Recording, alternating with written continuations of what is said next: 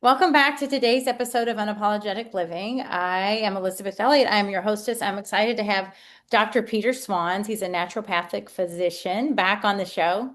Welcome. Hey, Elizabeth, I'm very glad to be here. Thanks. Oh, good. So I know the last time that we spoke and had a conversation was about, we really delved into homeopathy hmm and, how you treat folks individually using homeopathic medicine and also other modalities as well. But since then, I have noticed, and it might be a completely new Instagram page. Maybe it was already up there when we were speaking. I'm not sure, but called Training for the Bedroom. Yeah, correct. And I also started to catch some of those live clips when you are talking about masculine and feminine and the polarity, hmm how important that is for, I mean, I would say maintaining or sustaining a relationship. Absolutely. Yeah. So I appreciate you inviting me on to come and talk about this. And it's something that has been part of my own personal journey, my own personal health journey, my relationship journey, part of my professional journey. And Training for the Bedroom, it's actually a book. It's a book that I have been writing over the last few years. And I decided because I had about 60,000 words, which is a lot of content for a self-help book. And I wanted, I needed to get into editing it, fine tuning the flow of the information, removing redundancies, and I just wasn't doing it like I should have. I'm someone who can put things off and do them at the last minute, and so I decided a couple months ago, and it might have been back in May, and I'm not sure if it was live yet, but I had this inkling. I was like, you should put Training for the Bedroom on YouTube and Instagram. And then recently, I just went over to TikTok for the first time. I was resistant to being on TikTok at all, and then I was like, maybe I should do it if I'm gonna sell this. And I'd already created content that I could sort of repurpose over there. Mhm. Um, but I thought, I'm gonna go live on social media and start putting out content for this book and try to build an audience for this book and see if I can get people excited about this book before I, you know, officially get it published, which is something I want to do at the beginning of next year. Like that's my hope. So since I went live with that, I've been reading and editing my chapters, and I've been sharing them with a few buddies of mine to kind of read through and get some other eyes on it right now. And I've really enjoyed creating the content and then putting it out into the social media realm. And I've been a little surprised, I guess, about the number of people that have directly reached out to me, men and women, and been like, "Thank you, like keep doing this. Like this resonates. This seems like something you should be saying or sharing." So I'm really grateful for that feedback, and I'm excited about it. So you've mentioned the last few years, and I am with the individuals who are directly messaging you or commenting on your posts, in that I think this information is imperative actually for the collective consciousness and the growth of the collective. Yeah. I think uh, I know just for me, in a now almost soon to be 5 year relationship, this so much of the information, insight, and wisdom shared could have helped me in prior hmm relationships. And when I go back and look through this lens, I can see where I fucked up, Yeah. right? And I don't, I mean, I don't really want to say that I fucked up, right? Or that anybody's fucking up in their relationship or screwing up, whatever. But, you know, I think what society has kind of taught us along the way about, the masculine and the feminine, and how much of that has been almost, golly, I don't know. I feel at this point now I was misinformed, Yes. Yeah. Agree. miseducated, Yes. and that is gonna, and it's still taking some untangling to do. I mean, there's so much untangling. Like, even like, I have to like check myself sometimes. Hmm.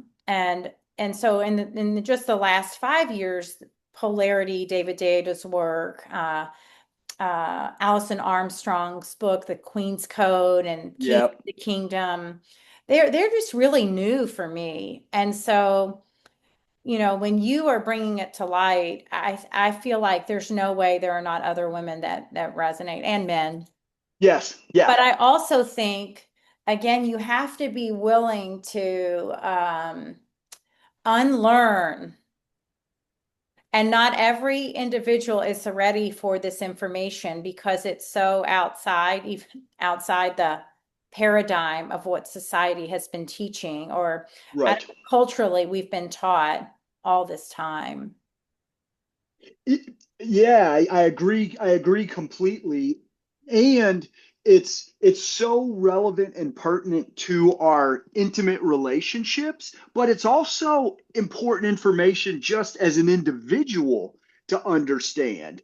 And that's something that I realized in my practice dealing with patients, that I was able to, even somebody who was a single male or female coming to work with me, often they're interested in pursuing relationships. They've had relationships that have worked and then not worked for periods of time, and they're dealing with their own emotional wounds and stories around that. And that's the feminine, right? All of us have a feminine and a masculine aspect, and it's not male, it's not female, it's not a gender thing. It's, yin and yang from a Chinese medical perspective.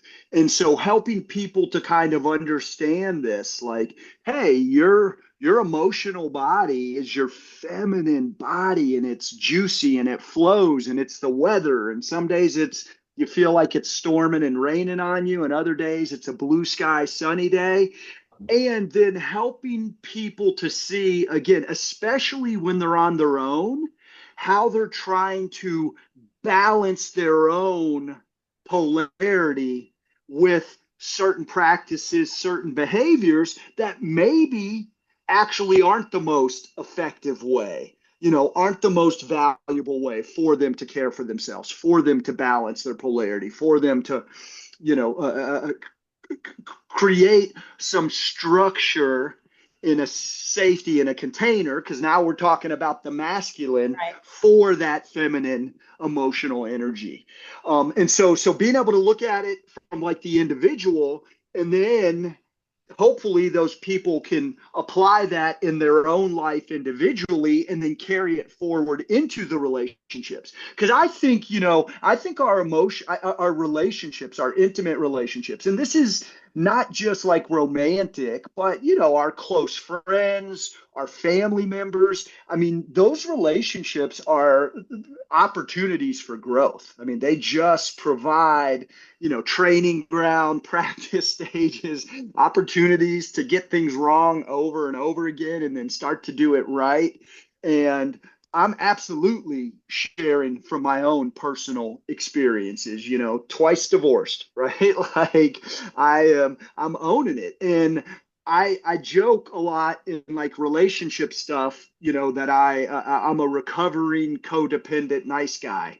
And like those things don't work in relationships, not the way that I want to show up, not in the kind of relationship I want to have, and not with the kind of, partners that I want to have in my life. And so really for me, the journey started back in my first marriage, and when that relationship was, initially on the rocks. And started reading books about males and females and intimacy and dynamics and communication tactics. And I am a reader and I do a good job synthesizing and remembering information and then sort of, repackaging it or pulling it together. And so that's been my own journey, was just exploring this for me. And, part of it comes from the nice guy me that honestly, for a long time, thought my purpose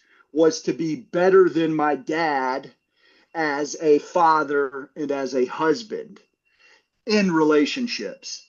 And so that was, like that felt like that was what I focused on. As long as I'm doing better than my dad did, I'm doing okay. Mhm, And that's absolutely not my purpose. And the bar was set pretty low by my dad. I love my dad, and I'm, mhm. Right. grateful for the lessons that I have from him. But that, I should absolutely aspire to more. But I should do it for me and for the right reasons, not because I wanted to prove to my mom that I'm better than, the husband she picked for herself was.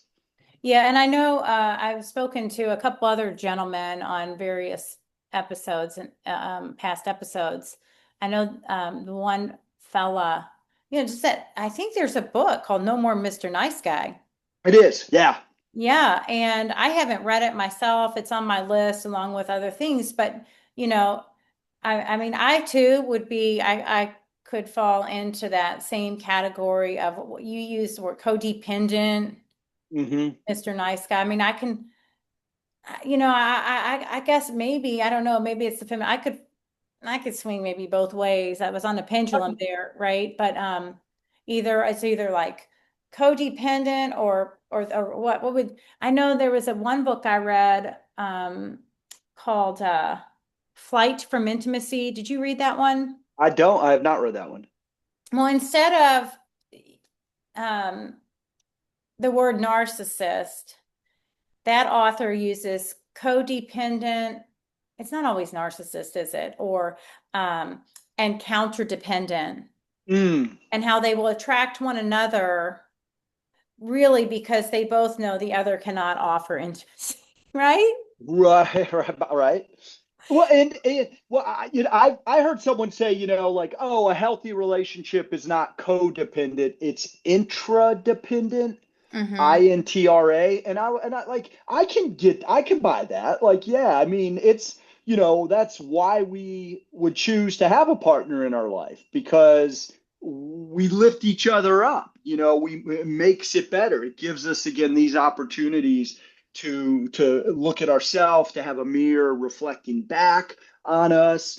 And it is an important thing. No More Mr. Nice Guy is a book by Dr. Robert Glover, and I highly recommend it. I was actually working with a men's coach named Karen Brody, and she's the author of a book called Open Her, which talks about, I think she has 7 sort of male archetypes in there, and she talks about these different ways archetypes and how they can interact with women in the feminine.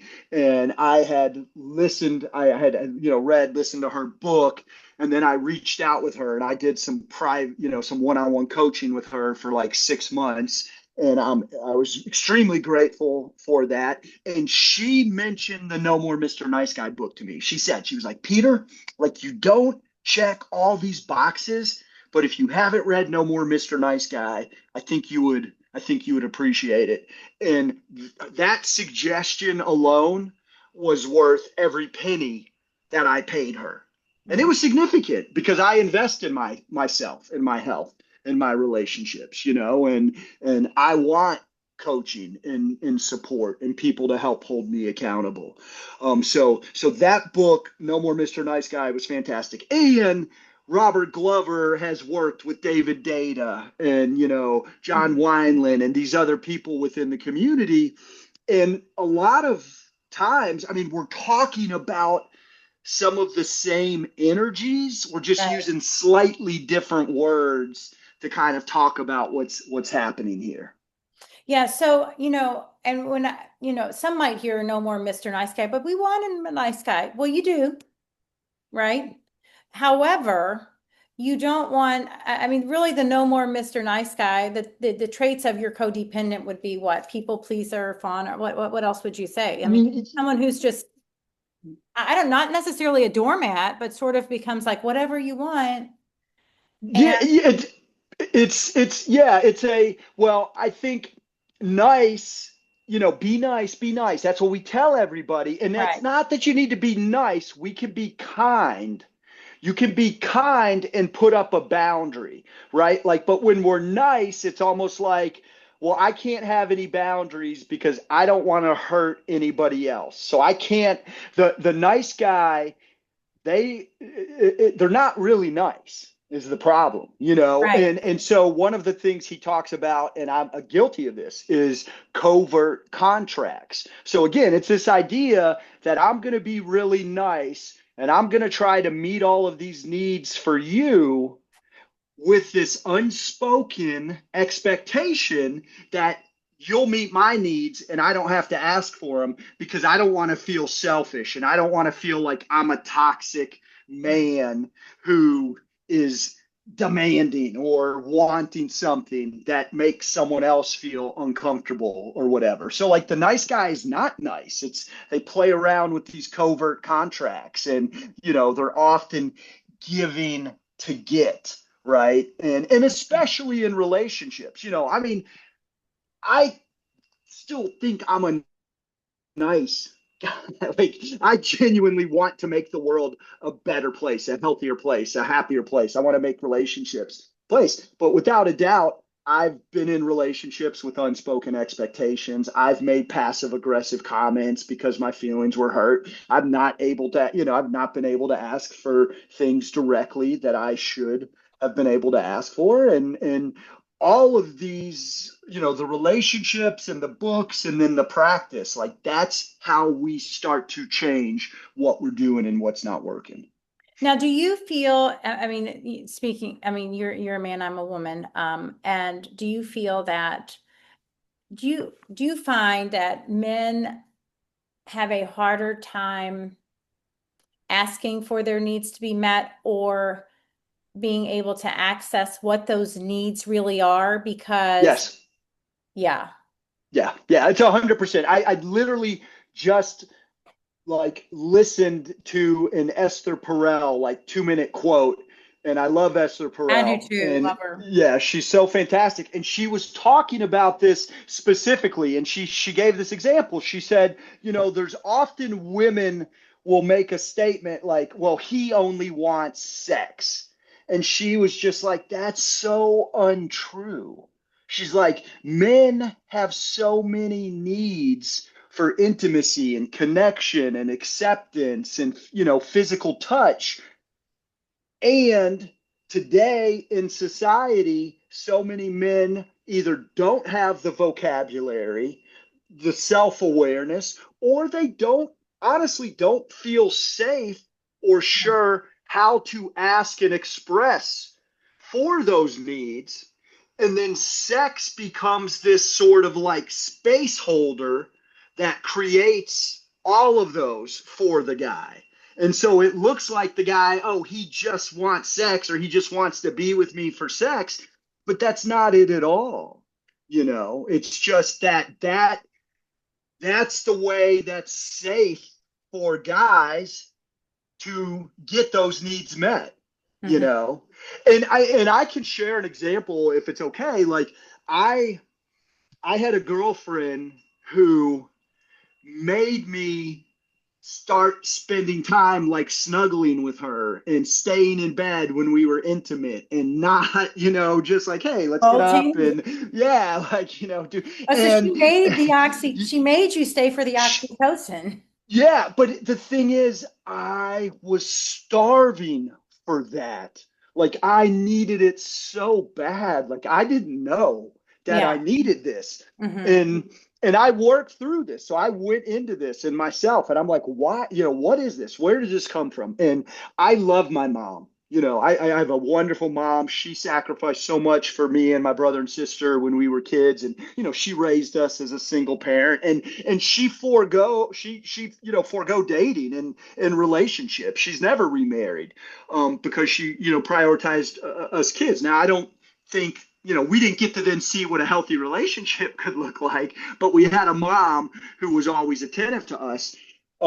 I was the oldest, and I experienced some of my mom's love as needy, right? Like I was the oldest. She often was looking to me to validate her and to, tell her she was doing a good job, and in ways that a partner might have. And Right. I think there was a part of me, again, none of this was conscious, but I was a little resentful to that in a way. And my mom is very physically affectionate, and I was extremely push off to that with her. And like my brother is much more physically affectionate with my mom. But I think for me, I was like, look, I can show up on time, make good grades, cut the grass. I can do my responsibilities, but I'm not here to meet your physical need for affection. Right. Right. And then and you're telling me stuff about what I should be doing with the women I'm dating. And, so I'm pulling all this in. And so I think there was a part of me that was, again, afraid to be needy for that kind of affection, that kind of just being held and intimacy and just the nervous system relaxing. And so I'm so grateful to that woman who really helped me, become aware of that. And now I can even be more affectionate with my mom in Right. ways, Yeah. that I wasn't. Yeah, it's funny how I don't know. Because I've read a lot on relationships too, and you wonder, okay, why do you attract certain individuals into your life, right? For what reason? Um, Yeah. and there's various theories. Some just think whatever.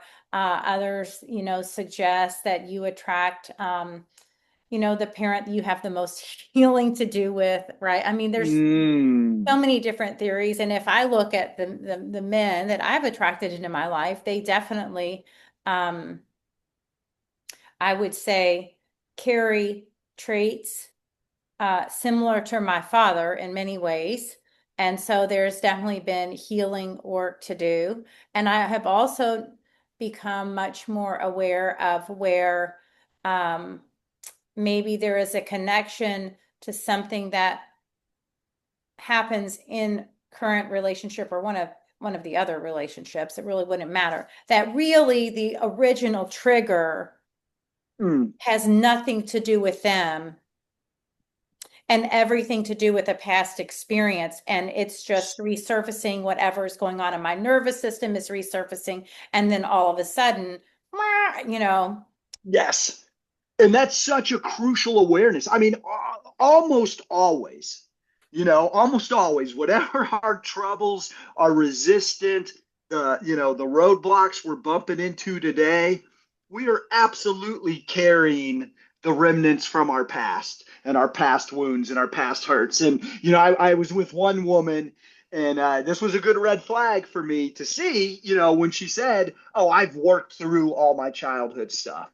Like, bing, bing, bing. That is a right, problem if you think that, because now going forward, every problem that we encounter is now going to be about me. Or every problem you have about me, you're going to think it's 100% because of something I just did or have done, while yeah, you're completely discrediting that child part of you that didn't get a need met in the way that felt good or felt right, and has struggled and has had that come up. And again, I think people can work through their childhood stuff on their own, with therapists, with coaching, but the dynamic changes as soon as you bring a second person mhm. into your intimate relationship. It's not the same as dealing with it on your own. It's just not. No, because you're really in some regards, the way I see it is if you don't have, well, first of all, I think of it like a spiral, right? potentially Mm, each person, you're going to be revisited with similar lessons.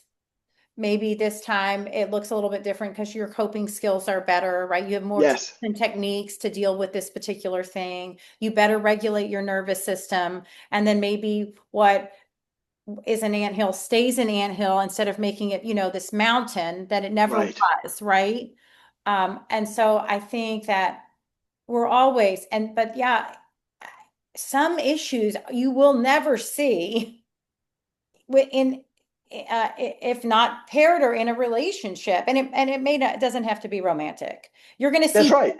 things in a romantic relationship than you're going to see in a friendship. I Right. think, Right. right? I mean, they're going to look Yeah. different, especially when you are going into the bedroom. Like you're not doing that with all your other friends. Maybe you are, maybe you aren't, but let's say you aren't, Yeah. and that looks different. You also probably don't live with this person.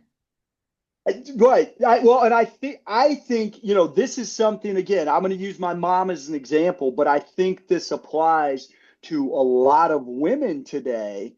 My mom got divorced. She never remarried, and she had a core group of female friends who she still loves to death. They're all still so close. Now, many of them were married, so they had their spouses, but my mom was able to get a lot of needs met through her friendship.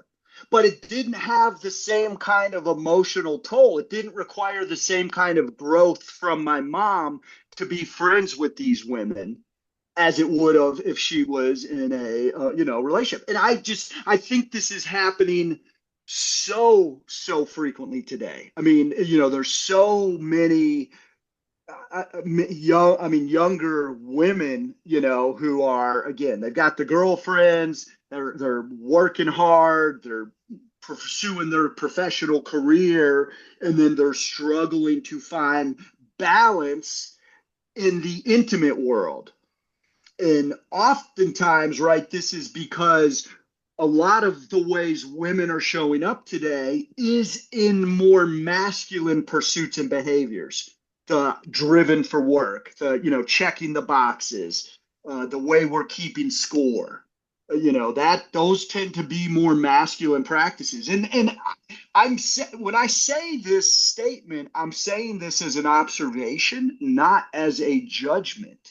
But the feminist movement in America has made women more masculine and men more feminine. Oh, And 100%. yeah, and again, I'm not saying that being more integrated humans is a bad thing, because I think all of us should be aware of both our masculine and our feminine energies and be able to integrate this. But if we want to be in a relationship with a man and a woman and there's a charge, there's an attraction, we need to be less neutral together and be able to tap back into those polarities. If I'm a female who identifies more with my feminine energy, even if I don't go there a lot because of work and all the other obligations, that's a place where I do feel comfortable in a relationship. And if I'm a man who's being more sensitive and, a nice guy and not wanting to hurt anybody else's feelings,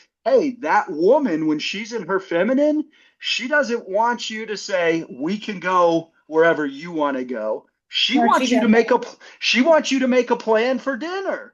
And if you and just understanding this, it's a game changer to then bring this intimacy. And that carries over into the bedroom. The thing for me about training for the bedroom is it's not a pickup book. It's not a sex book about, like Right. techniques, and it's a relationship book. And for me, it's about holistic health. So I was writing it for men because this has been my journey. So, I've got a chapter on hormones and hormone replacement for men, and there's a nutrition and a physical fitness and a lifestyle and stress management. And, there's chapters about the bedroom and intimacy stuff. But the title, it was a joke in a way because I've played soccer my whole life, but I had knee surgeries in high school and, knees that were starting to get bad. And it was like I think it was 7 or 8 years ago. I just quit playing soccer. I was like, I can't do it. My knees are aching for 2 or 3 days after a rec pickup game. It's still fun, but I'd rather play volleyball or, go hiking and go out and see a band and go dancing. So I stopped playing soccer and I was hanging with a comic buddy of mine and he's another guy and we talk a lot about health stuff and he was like, well, what are you going to do now that you're not playing soccer, and I was like, I don't know, I guess I'll just train for the bedroom or something. And he's like, dude, that's your book, that's the book title. So I want to give a shout out to my buddy Rich Reagans for helping me. He's like, that's a great funny title, so I like bought the domain name that day, right? Yeah, well, I And know sometimes those answers, right, when they just come and friends, yeah. we don't know how it's going to show up, but Well, and I just want to put it out there because I do worry a little bit that people are going to think, oh, this is just a sex thing or just a pickup thing, but that's not what it's about for me. no, but the reality is, okay, this is what I have come to truly believe, is that okay, you mentioned the masculine and the feminine. Have you read the book Getting to I Do? It's great. No, I've not read that one Okay. either. And basically it's like Getting to I Do, I have it over there, doing relationships right. She'd also been Right. a handful of times. And she teaches you how to date. She's really writing to a female, but Hmm. how to date if you want to live in your feminine energy and what that looks like. And how to date if you are like, but first you have to understand like where do you feel safe there? But if you want feminine energy, you have to be able to embrace the masculine, Uh-huh. right? And if not, you're vying for the same position and there is no bedroom there Mm-mm. because Mm-mm. the attraction is lost, the polarity is gone, and you can watch it happen. And I feel like I see it happen, and you can kind of guess when you're looking around that this has happened in a lot of situations, and you wonder why, Yes. right? Yes. Women don't want to have sex with their husbands, husbands aren't interested in their wives, they're turning to porn Hmm. or this, that, and the other. And I think this is a huge part of it because there's not a genuine understanding of, well, first of all, like you've been on the journey as a male, I've been on the journey as a female, wanting to like live in that feminine energy. Okay. Yeah. Now, I too have more, but now in hindsight, I can also see that there's healing to do with my mother as well. Hmm. Okay. Because the messaging that I have received from her is very deep, generalization of men are dumb. They don't know what they're doing. They're toxic, Right. right? And if they aren't, and when I actually look back, God forbid, I don't know if she'll ever listen. She hasn't listened to one yet, but of my episodes, I could see why she attracted my father. This just came to me in like the last 6 or 8 weeks since my son got married. And her father was more feminized, more Hmm. Mr. Nice Guy. He was Hmm. really kind. I don't know Hmm. how much boundary setting he did. And my grandmother was German and definitely had that more masculine. Like I didn't get that warm, fuzzy feeling from her. And so I think my mom was craving that. My dad's a more masculine, wanted to provide, protect, but with him as well, there is that shadow piece of the shadow side of that, which was using this um, uh, to control and manipulate. So, Right. and right, I'm very aware of that. But there are elements, and I think I talked about it on a prior podcast where I saw my dad go into protect mode over his 4 and 6 year old daughter that my mother would now deem as toxic, and I would think hero, honestly, Yes. Right. Right. right? Because Right. of the picture that has been painted Yeah. of men being toxic and any aggression, right, would be toxic. It's being able to discern when you actually might need to fight, Yeah. right? Well, and yeah, but and here's the wild thing about this too, and this energy flow. And I love the book King Warrior Magician Oh, I've Lover. got it. Yeah, I just read that one this summer. Yeah, and like for me, that helped to kind of reiterate this idea. There actually is not, there's no such thing as toxic masculine. There's immature Right. masculine, right? Like Yeah. that have that are trying to assert themselves, but it's coming out in an unhealthy way. And the other thing that I think is really interesting, again, the masculine is about presence and stillness. It's not fiery. It Right. can be firm and directive, but when we talk about like hormones, estrogen and testosterone, estrogen is feminine. Estrogen is where the fight comes from, where the yelling comes from, the screaming. And even in like roid rage, where this is where this idea that testosterone does it was that, well, all these guys, these bodybuilders taking excess testosterone, they go crazy and beat people up or yada yada. No, what happens is when you have too much testosterone at those levels, our body converts it to estrogen. Um, That's where the roid rage comes from. It's estrogen that is doing it. And again, it's not to villainize estrogen, because estrogen is also what gives us the juicy and the connective. And I mean, it's important. Both hormones are right. important for both men and women, but we need more masculine presence to balance all of the emotional pain and chaos and lack of trust and lack of safety that is going on in our society. And I'm not saying that the elected leader in charge is doing that, because I think there's a lot of immature Absolutely. masculine behaviors that are coming that way. But the solution is also not to, not we can't pretend that we don't need what we need. There needs to be this balance between these energies, and we've moved away from it. And again, I think there's been positives from that, from those movements, but those positives have not carried over into our intimate relationships. Hmm. It's made those things harder. So And I was driving Uber and Lyft. I don't know if I don't know if I told you that the last time. And I occasionally, so I was out one night and I picked yeah. two young women up and I was like, "Oh, where are you going?" And they were going to O'Shea's. This chick needed that chick to come out to see if this guy liked her. She couldn't tell because this guy doesn't have the courage. And so we had this Mm, whole dialogue. I actually recorded it. I have a 10-minute video of listening to these young women, and they're maybe mid early 20s to mid 20s, talking about how the men are so afraid to even make a move or make a statement yes. or ask them out or let them know how they feel or claim them, Hmm.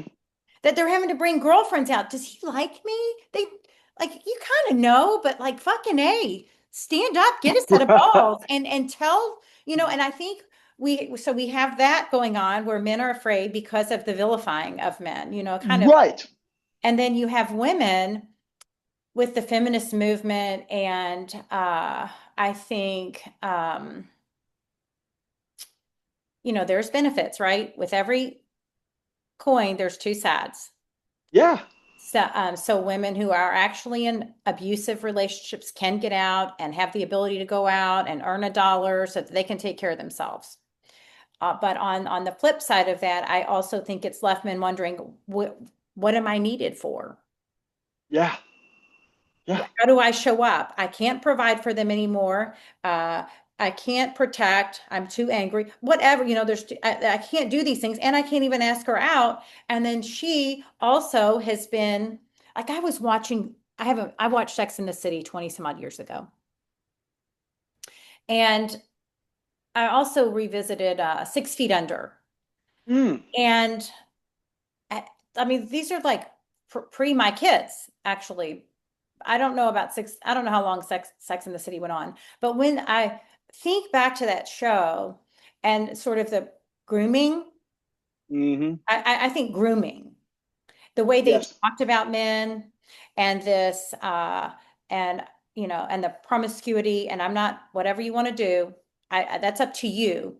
But I don't think that it is this liberation. Women can do what men can do by sowing their seeds or what have you. When Right. I don't think in reality, when we do know that women tend to produce more oxytocin during a sexual encounter, right? It's not really leveling out. They're still making their way to the counselor's office, the therapist's office to say, why doesn't he like blah? You know what I mean? Yeah. And so we kind of in this like, and so we have women also not, and also turning men away, or I'm just going to do whatever men, we're equals, but really like we also have to understand that we are different.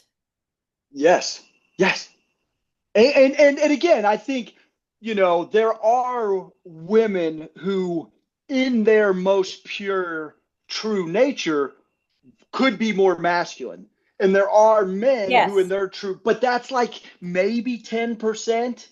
You know, the majority of us are somewhere, closer to kind of our, birth at gender. If you were born female, you probably truly more at home in a feminine energy space. You Yeah. know, even if you're not living that way today because you pay all your own bills and you've got a great job and you're da, da, da, and you're checking the boxes and achieving. Uh, it's just that won't fill the cup in the same way. And again, I mean, what for me, what you're talking about is this nice guy epidemic. It's nice guy seduction. I'm just gonna be the cool, nice friend until she finally realizes how awesome I am. And then she's gonna want to be with me. That's like the nice guy seduction thing, but it builds so much resentment. Well, that's the thing. He's You, pushing her into this, in her having to claim him, in yeah, her moving towards her masculine. That's essentially what it's doing. And she's having to yes, make the decisions. And I mean, looking back, like with when I was raising small kids, I can't tell you how many times I felt like I said, I am driving the bus, and I was fucking exhausted. yeah, When we would go to dinner and I would name 10 places, 10 different cuisines, you know, I don't know. That doesn't sound, yeah. What do you oh my God, want? just pick. And now that I understand, I wanted that because I wanted this masculine energy to just kind of like decide for me. Yeah, I made all these other decisions all day long. Please take the reins. And yes, but then you also have the message like, oh, you're just going to let him make all the decisions for you, right? When really, no, I'm just going to sit back into this feminine energy and just let him lead the way for a minute. yeah. Yeah, and it's not all of the decisions. And the Of course reality not. is, yeah, and the reality is in like a true, partnership, whether it's a marriage, cohabitation, I mean, just even a long-term thing. No, the big decisions we talk about together, and maybe we do come into a more neutral, energetic place for those conversations. And we're both offering suggestions and we're both truly listening and hearing, and feeling where things are coming from. And that is productive. But if we want to have a fun date night and a fun, playful, sexy time in the bedroom, and we want to keep that energy going long term in the relationship, then we got to be able to fall back into the polarity dynamic. Yeah, and And getting to I do, she talks about it really doesn't matter if where you male, if you're a male, more, embodying more of your feminine, or if you're a female embodying more, whatever it is, you kind of go in sort of with an agreement. Like this is, I don't know if it's necessarily discussed, but maybe there are going to be elements that are discussed, right? Um, and meaning like if someone's not where they're supposed to be, is that what you were saying or what she was well, saying? she's just suggesting, like, even in a same-sex couple, you're Mm. gonna have a Oh masculine yeah. and a feminine. It's imperative. Yes. right? And Yes, there may be times they kind of swap throughout, of but for the course. most part, you're kind of going in, okay, like for example, okay, maybe the conversation from the beginning is like prior to, because she gives you like a year, getting to do in a year if you want. That's her book title.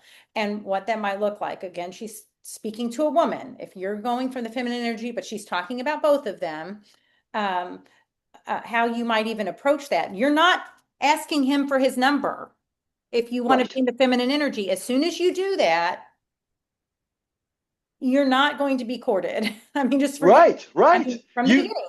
So you you set the pace. Yeah, you can set the stage as a woman, or if you're in the feminine and what that looks like, or the masculine's going to, hey, I want your number. I'd love to take you out. And you yeah. wait for that. And guess what? If you really want a masculine man, you wait till you meet that guy. You're not going to go out of your way. To settle in these Exactly. dynamics. Right, right. Right. That, But you yeah. might talk about something like, well, I really want my masculine person to provide for me. That's what my expectation is. Right. You might talk about that. So maybe Yeah, going in, he might be the financial provider, right? It's not always the case. And those are the things, the nuances that she talks about in today's world. You do have some women absolutely. who are making more money than their husbands, Hmm. and how they can still embody the feminine. Well, and that's an important thing to understand. And often that is a huge predictor of divorce. When women start making more money than their male spouse, divorce is on the horizon often for these couples. But it's a problem that the woman has. It's a problem for the woman. In general, Mhm. most men actually don't, it doesn't make most men insecure if their wife makes more money to them. Okay, and That's, so in The Surrendered Wife, have you read her work? I don't think so. Okay, well, obviously it's written for a woman, but it definitely would be worth the read, I think. Yeah. Because she has and I can't believe I haven't read the book. The Surrendered Wife, like I've shared the title with friends, they're like, there's no way I'm Ugh, reading that book. Exactly. Right. But if you right. actually like dug into the meat of it, oh my gosh, the information is just like her goal is to end divorce, right? And she's a Yeah. selling author. And there are four types of men, or let's say masculine energies, you wouldn't surrender to. One with substance abuse issue. I forget the others, but there are a few, Right. right? Because you have to be able to trust this individual if you're going to surrender into that feminine energy to Hmm. the masculine leadership, right? Somebody leads, somebody follows. It's surrendering, essentially, Yeah. my understanding. And because that's the energy I want to embody. um, and so, her suggestion is, well, first of all, respond to your mate, your male counterpart, with whatever you think. Because every time he asks you a question, what do you think? He's turning to you almost as a mother. Well, whatever you think. Just Right. respond with that phrase. And he starts to step into it slowly, doing the work without even knowing he's doing it, right? That's just like one Yeah. suggestion. And Yeah. another one is to not say anything about the way he drives, no matter what. She says, no matter what. And I can tell you how many fights their dad and I had over the driving. I'm like, please slow down. Please slow. Like, why are you going that way? Questioning, emasculating him slowly. Does that make sense? Yes. Just Yes. like Oh, 100%. questioning everything he did, to the point he's like feeling, like he's incompetent as a man, right? How I Right. have Right. emasculated. And then, but one of them, I think it's chapter 5, she's like, please read it all the way through. Whether you make more money or not, hand it over to him and let Mm. him deal with the finances. That way he can still feel. So those women who are potentially making more, whether you're making more or not, if you give him that responsibility. Now, within that, she tells you, it kind of walks you through how to do that while still making Right. all your needs are met. Yeah. This is this is what I need every month. It does not forgo nails. It does not forgo your coffee at Starbucks with your girlfriends, right? You build it all in. And this is this is what I need every month. And then everything else. he gives you, it's just interesting. She's like, just I try it. yeah, I could see that working. I also though like I don't consider I mean, I'm good at math, but I've also had my ex-wife was an engineer and she was so detail oriented and list and the finances stuff like when she was in engineer mode, it was way more efficient and effective for her to do that, Right. and again, no big deal. Like it didn't stress me out about it. And the fact that she was an engineer, that's part of what really got me starting to understand and explore more of the masculine feminine stuff because Hmm. I was like, oh, she's an engineer. She works almost exclusively with men.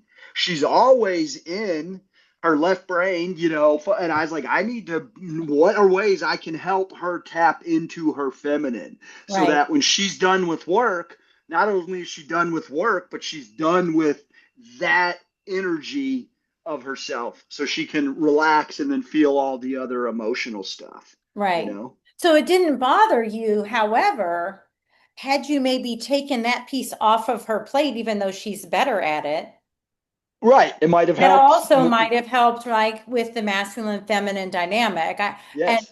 I mean, I'm just throwing it out there, but Oh, no, for sure. like it was something that I really, because their dad and I did not marry.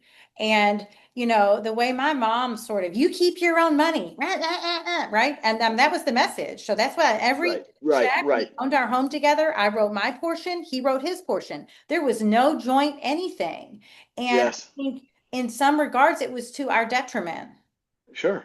Sure. because of the way we set that up. And that was so much of that was due to and then this whole 50-50 model that just doesn't Hmm. work. No, I heard a thing a long time ago. I don't know, like, there's these weekend intensive stuff, the Landmark Forum. There was one I did the Landmark Forum. I did one called PSI, when I was out in med school. And they asked, what do you think the ratio percentage should be for a good relationship? Is it 50-50? And the answer's no, it's 100-100. Like both people truly need to be willing to carry the entire burden at some point in time in the relationship if you truly are envisioning yourself as a partner. And so again, I've always kind of taken that to heart. Like that resonates with me. I do want to show up 100% of the time. I mean, Yeah, it's just but that's what I hear though is that we both should be showing up 100% of the time. yes, But yes. that doesn't mean the daily chores, the financial burden is all going to necessarily be 50-50. Somebody to me Correct. Right. Oh, is right, going to right, right, be, right, right. or you're going to have somebody who's kind of like you holding the container and then somebody else is, Yeah. I mean, I tell the guys that I talk to in my practice about this stuff, directly. I just say, like, look, I mean, it does seem kind of unfair, even to me, as I'm telling you this, right. but if you're with a female partner, she's gonna be in her emotional body more than you are. And Yeah. that's gonna require you showing up for that for her. And that never stops. I know. Like, and my tendency, what I always wanted to do, and this is the guy thing, we want to fix it. Right. We want to get to the solution. And the last thing any of my female partners ever want is to be told what they were doing wrong, excusing things, explaining things, rationalizing things, defending things. Like none of that works. But it's also though important for us as individuals, and this is what I say to the female patients I work with, because again, I'm talking with patients about grief and loss and anger and their stuff. And I tell them, I'm like, look, what you're talking about now is anger or it's sadness. You can't think your way through it. You have to feel it, Hmm. right? Right. Yeah. Yeah, we have to be able to hold space for our own feminine. Right. And what many people today do to avoid that, because it requires practice, work, meditation, sitting, breathing. Instead, we detach and go to these surrogate masculine, immature masculine structures. I'm going to eat some food, have a beer, and watch a show, right? I'm creating something that's got a start, a finish. It's allowing me to not have to really lean into those feelings. And Yeah. it's a distraction. And that's where, addiction, it's this disconnection to ourselves, to others, and whether it's drugs or TV or porn or, whatever, food. I mean, people are we're trying to create balance for this emotional body in all of us that just wants to be felt. Mm-hmm. We want to feel that other people can feel us, but we're just not doing it well. And so I'm hoping that we can get back to that. And so And go ahead. then Well, I was that's training for the bedroom. And what are we going to say? yeah, that is train for the bedroom. And what I was going to say about that, back to the train for the bedroom, is I'm so glad how many women have reached out to me and told me they were grateful for this information and for thanking it. And without a doubt, I want to write training for the bedroom for women. Yeah. Like that's the next version of the book with the next book or whatever. Yeah. Like without a doubt. And I don't consider myself, a relationship coach or anything. I'm a physician. I'm a holistic physician. I have these certain skill sets, but I've also walked this path in my own life. And Yeah, so but that's what I'm trying to share. this is the thing though, too, though. You see it. I mean, as a physician, um, you know, this type of disconnection shows up to me in dis-ease.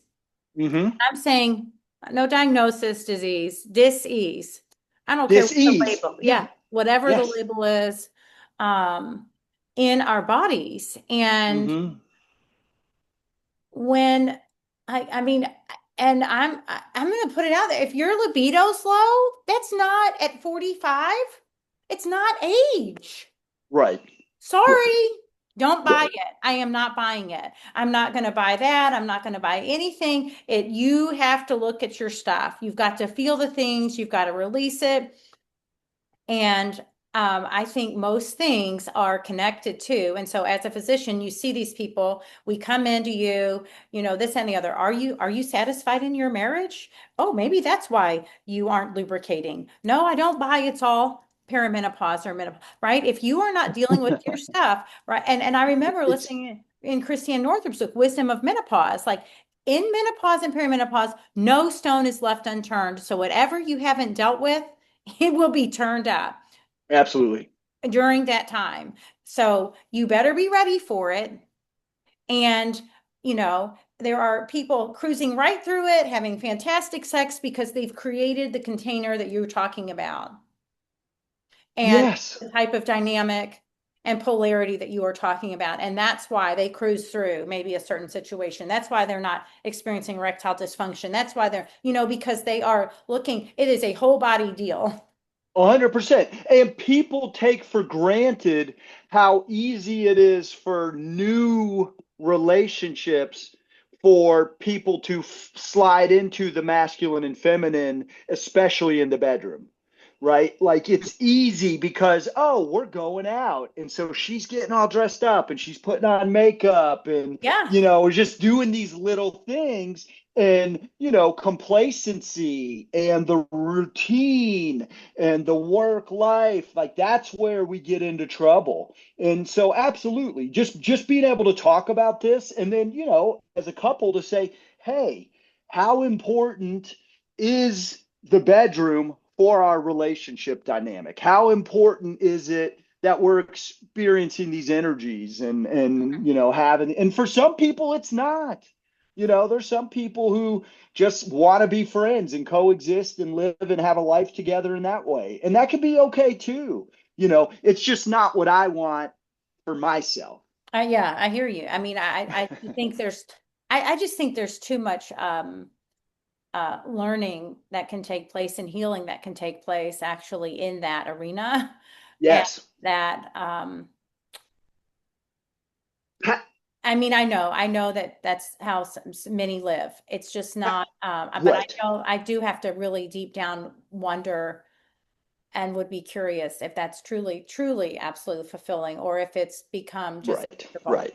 No, for most of those dynamics, if those people were in a different relationship with a different person, it would be totally different. You know, the woman or the guy who says, "Oh, I have no libido," all of a sudden, they're charged right back up. I love. There's a book called Passionate Marriage by David Snark. It's like Snarch, I think. Mhm. And that's actually one of the very first legit relationship books I think I read that started me thinking about this. And he talks about it and he says effectively the dynamics in a relationship are going to play out over and over everywhere within the relationship. Mhm. So it's like we can work on these dynamics that we have, and we can do it arguing about how we load the dishwasher, or we can do it figuring out how we like to have sex and be intimate and get Yeah. ourselves turned on. But the same energy exchange where we're getting stuck, is often coming from the same place. And the other thing that I really loved about that book, and again, this was the first time, and it made me grasp this because it was so relevant to my first marriage.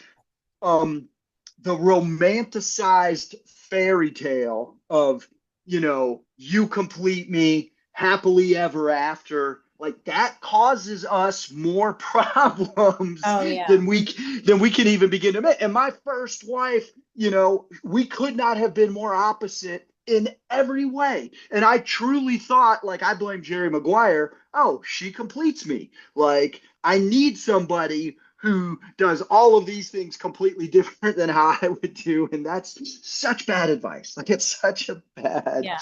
No, thing. but just I mean, if you reflect back on that, can you see the mirror?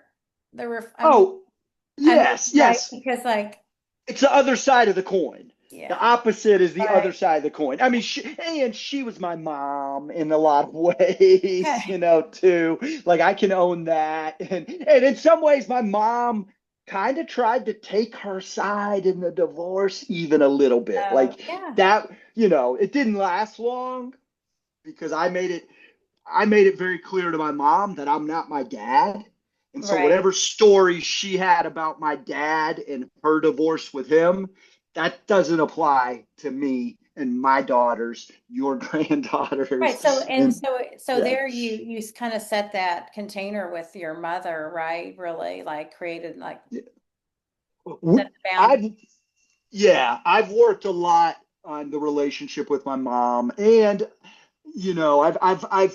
I think I have found the last few women I have dated have all had the same astrological sign as my mom, and I swear that this is some kind of growth, self work that Yeah. make me be just more loving and tolerant of my mom is to because I know how everybody else loves my mom. She's cute and she's kind and she is Yeah. sweet, And so, like, the things about her that drove me crazy, I can now see similar behaviors in these women who I adore and Right. then be like, oh, okay, it's cute when my mom does it too. It just annoys me. Yeah. Like. Yeah. Yeah. Right. Uh, Yeah, I know. My son and I, we definitely have our moments. yeah. Sure. And uh so yeah, we can really battle. But I also like aside from just the romantic relationship, when you start to bring in and weave throughout some of these, I don't know, just subtle shifts, like just tiny things. Uh, Hmm. and I don't know how much time you have, but there are just little bitty things that I was terrible at receiving. Right. But the Mm, feminine energy receives, the male is the absolutely. giver, right? Yes, He's yes. the giver of the seed. And so there would be tiny little things where I also realized, and this was part messaging from my mother, you can do it. You're a woman. You don't need a man for anything. Hmm. Actually, you need a man for a kid. You're right. right. So I you're mean, fucking wrong. right. And you also, Technically, you know what? yeah. They're here for our protection. I mean, sure, I could We go out and get a weapon and learn gun skills. I haven't, I could, but on the same token, you know, we're complementary to each yes. other. You know, we're not supposed to be exactly the same. All men aren't exactly the same. All women aren't exactly the same. And all, men and women, like, we have differences and we have similarities. And that's a beautiful, beautiful thing. And I have two awesome daughters who have, kicking butt. They're achievers, they're hard workers. Like, I love that they live at a time that they can do that. I also appreciate that their mom, like my mom, is very emotional and has offered them that, and that I've tried to be more sensitive to that, and having, again, two daughters, and wanting to be good in relationship, like all of these opportunities for me to become more self-aware, for me to push myself Hmm. through uncomfortable situations. And we all can benefit from this. And without a doubt, when we start working on our relationships, we can work on our health. Or when we start working on our health, we should be working on our relationships. I mean, that is Yeah. what holistic health is about. It's about all these things. Yeah. Yeah. Yeah. I mean, yeah, like my son and I, we were getting into it. He was getting ready to move across the country and he was packing his car. Okay. Mm. 23 years old.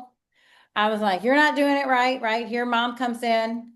He's like, are you ready to fight before I drive across the country to New Mexico to live? And you won't see me for a while. And I was like, well, no, not really, you know, but Right. he put a cap on it. He was like, every time he came in and out of the house to pack, he locked the car. Yeah. Because, and so like when I can look at that really clearly for a moment as a mom, like first of all, it was none of my business how he packed his car, actually, right? As the codependent fixer, control, Right. right?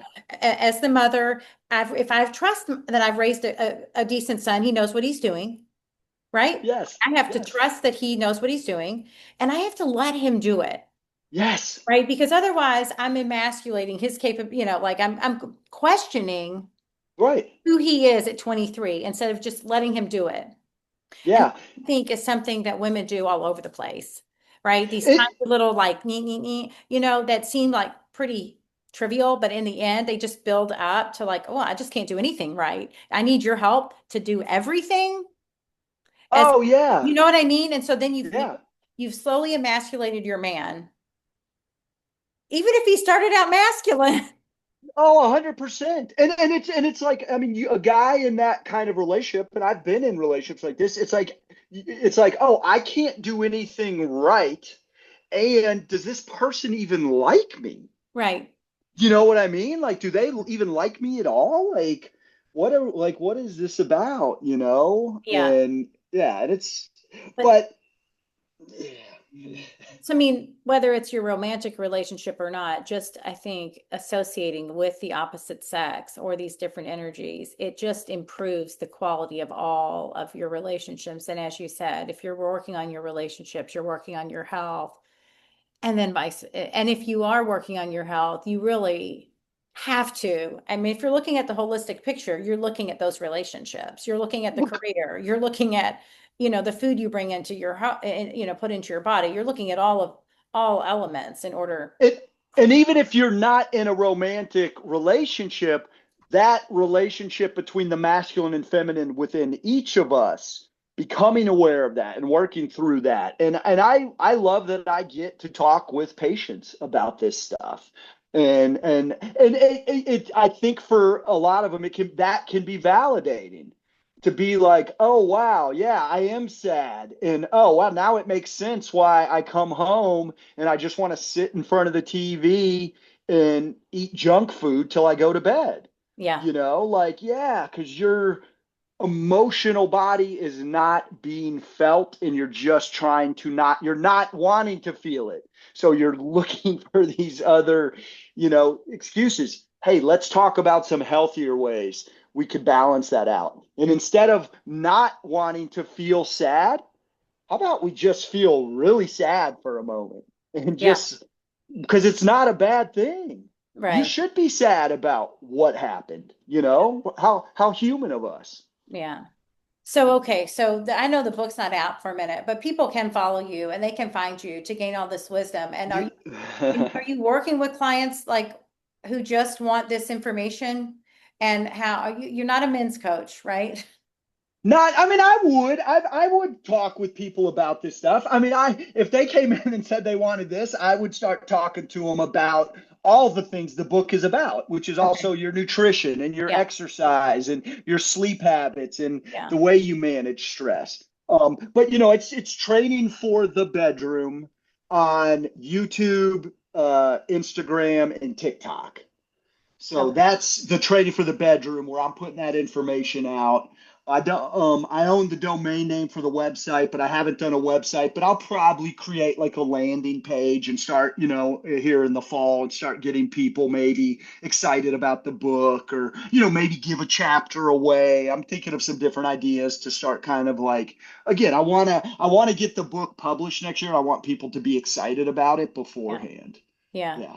Well, I'm excited about it. So I I'm I really hope we get to talk bringing about this this awareness. again, Elizabeth. Like, I'm super glad you reached out about this. This is fun for me. Well, for me, it's just been, like I said, like I've just these last couple of years having, and then just being able to reflect. I think I mean, of course, I've had several relationships, right?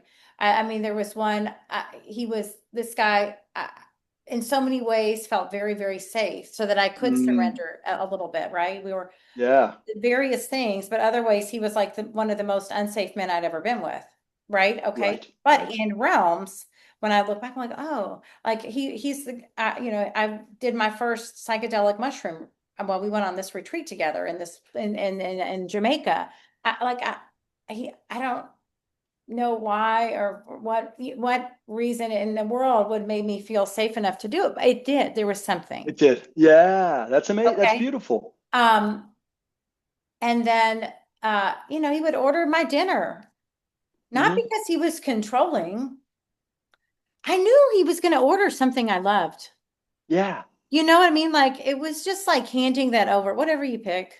I'll be fine with yeah. whatever you pick. We were going to split whatever it was, like the two or three items, but it was just like handing that over. And, it was one of the exercises in another program that I participated in. I don't know if you followed the Kim Anami on Instagram, her work. She has that program called Vaginal Kung Fu, and No, she's got cool. couples coming together, but she's a pretty interesting gal. And that was just one of her exercises. Let him order for you. Let him take you out. Let him just make every decision because decision making is really a masculine, Yeah, right? yeah. And that's, to some women look at that and they think, what in the world are you talking about?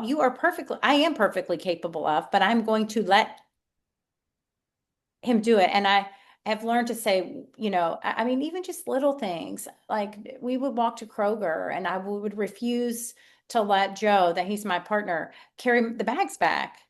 And I realized I'm like, okay, this is, and I just heard it in my, well, you can carry the bags back just fine, Elizabeth. Why do you need Joe to carry the bags back? Right? I mean, it's just that, right? Well, yeah, you're right. Yeah, I'm perfectly capable, but he wants to be helpful right now. And he wants to be helpful because men want to be helpful, but they also need to know kind of how they need to be helpful. And so I've also, 100%. yeah, how can he be helpful and how can I make it very clear that this is helpful? Yes. And letting him do these things for me just because. And I And know it's it's a gift for it, him. It is. That's the thing. It fills the guy's bucket. We want to Right. solve problems. We want to be caretakers. We truly do. And I heard somebody else talking about it might have been Allison Armstrong saying, like men love it was Allison Armstrong. She was like, men actually love easier than women.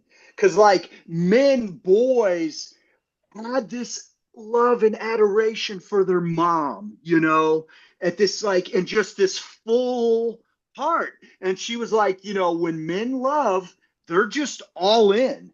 But like women are layered. And that's where like the nitpicking comes in. It's like, Yeah. I don't like this thing and this thing. And so, we're like guys, when a guy truly is loves somebody, they just accept them. And again, this is blanket statements. I understand why, Yeah. it doesn't apply 100% of the time, but that's been true. I do want to share one thing. I do have a follow-up coming in about 10 Yeah, yeah, minutes. you're good.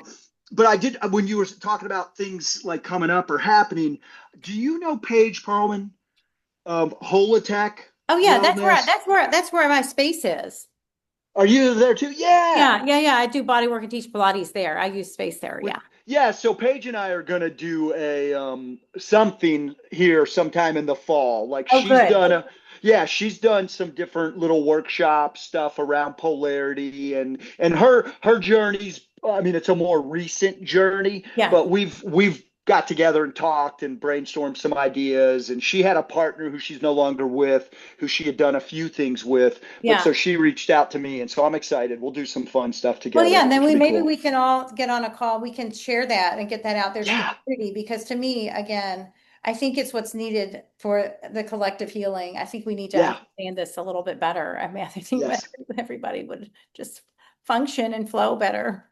Yeah. I love it. I love it. I appreciate this so, so much. Just being Yeah, here yeah, with you yeah. and talking again. Okay, well, it's great to Yeah. see you, and I'll be talking to you soon. All right, Elizabeth. Thank you so All much. right, you have a great day. You too. Bye-bye. Bye.